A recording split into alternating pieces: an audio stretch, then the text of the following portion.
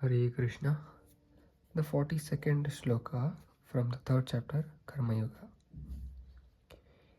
Indriyani paranyahur indriyebhyaha param manah manasastu parabuddhir yo buddhehe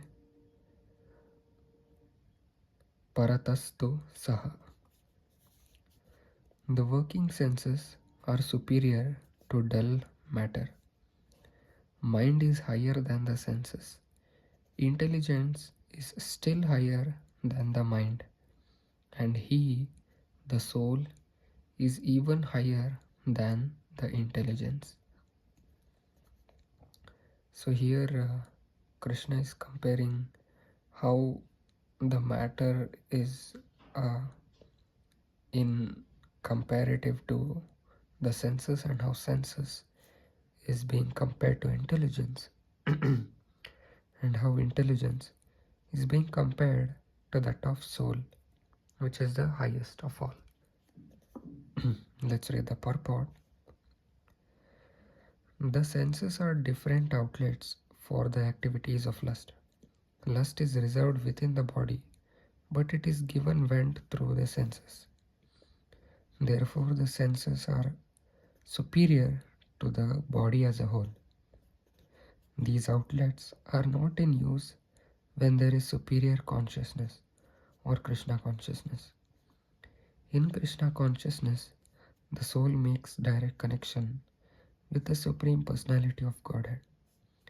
Therefore, the hierarchy of bodily functions, as described here, ultimately ends in the Supreme Soul.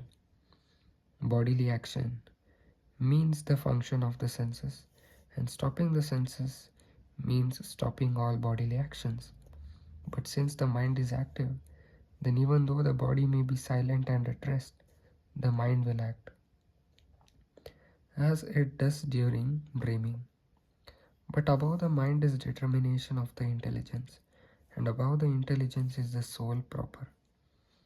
If therefore the soul is directly engaged with the Supreme, naturally all other subordinates, namely the intelligence, mind and senses, will be automatically engaged. In the Katha Upanishad, there is a similar passage in which it is said that the objects of sense gratification are superior to the senses, and mind is superior to the sense object. If therefore the mind is directly engaged in the service of the Lord constantly, then there is no chance that the senses will become engaged in other ways. This mental attitude has already been explained. Param drishtva nivartate. If the mind is engaged in the transcendental service of the Lord, there is no chance of its being engaged in the lower propensities. In the Katha Upanishad, the soul has been described as Mahan, the great.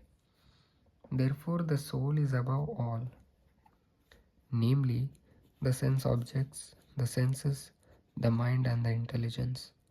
Therefore, directly understanding the constitutional position of the soul is the solution of the whole problem. With intelligence, one has to seek out the constitutional position of the soul and then engage the mind always in Krishna consciousness. That solves the whole problem. A neophyte spiritualist is generally advised to keep aloof from the objects of the senses. But aside from that, one has to strengthen the mind by use of intelligence. If by intelligence one engages one's mind in Krishna consciousness, by complete surrender unto the Supreme Personality of Godhead, then automatically the mind becomes stronger. And even though the senses are very strong, like serpents, they will be no more effective than serpents with broken fangs. But even though the soul is the master of intelligence and mind, and the senses also, still unless it is strengthened by association with Krishna in Krishna consciousness, there is every chance of falling down due to the agitated mind. Hare Krishna.